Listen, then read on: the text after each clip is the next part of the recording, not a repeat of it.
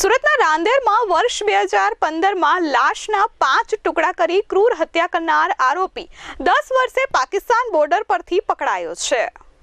Surat crime બ્રાન્ચની team પેટ્રોલિંગમાં હતી ત્યારે રાંદેરના વર્ષ 2015ના ક્રૂર હત્યાના ગુનાના વોન્ટેડ આરોપી અંગે બાતમી મળી હતી। ટેકનિકલ સર્વેલન્સના આધારે આરોપી રાજસ્થાનના પાકિસ્તાન બોર્ડર નજીક રામસર ખાતે હોવાની પાક્કી માહિતી મળતા ક્રાઇમ બ્રાન્ચની ટીમે રાજસ્થાનમાં ધામા નાખ્યા હતા, જ્યાં રણ પ્રદેશ વિસ્તારમાં દિવસો સુધી ગામડાનો વેશ ધારણ કરી પાકિસ્તાન બોર્ડર પરથી આરોપી હબીબુલ્લા ઉર્ફે હબીબ સુલેમાન સમા સિંધીને પોલીસે પકડી પાડ્યો હતો।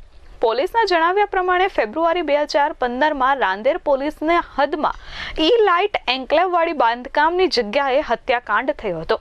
આરોપી હબીબ આ બાંધકામવાળી જગ્યાએ હમવતની બરકત હસ્તક નોકરીએ લાગ્યો હતો।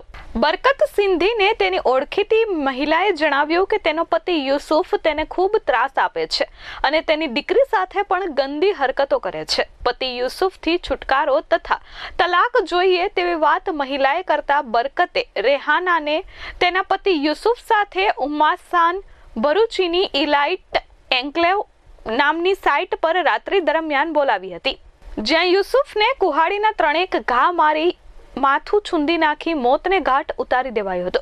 લાશની ઓળખ ન થાય તે માટે બરકતે સાથીદાર ઇમરાન, ઇન્દ્રજીત ઉર્ફે ગુરુ તથા હબીબ સાથે મળી માથું ધડથી અલગ કરવા સાથે હાથ પગ કાપી લાશના 5 ટુકડા કરી નાખ્યા હતા।